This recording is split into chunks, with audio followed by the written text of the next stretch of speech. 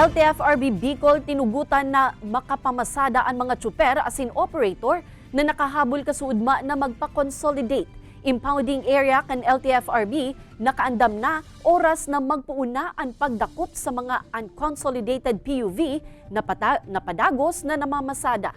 Uya ang report ni Chris Novello.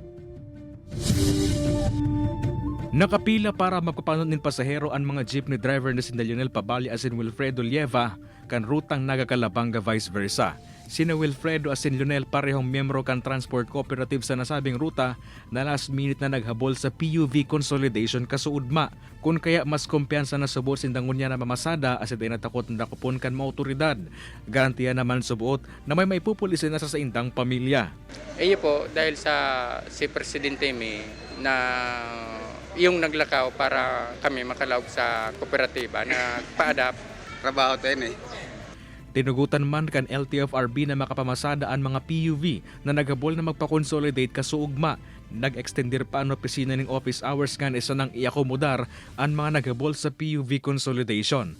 Mapo naman ang ahensya na magpadara ng show cause order sa mga tsuper as in operator na dain nagpa-consolidate. May koordinasyon naman ng LTFRB as in LTO in kaso magpuunaan mga ini na mag-flag down kan mga unconsolidated PUV na nagbabiyahe pa. At patuloy po silang nag-uugnayan doon sa central office yung ating mga chairman at saka yung asset natin ang LTO at chairman Guadis. Siyempre po, may isa kaming umbrella.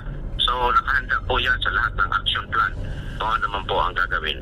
Ang LTFRB Region 5, maluwang ang aming impounding area, 6.5 hectares ito. Kaibanan si Carlo Abonita, Chris Novello, Balitang Bicolandia.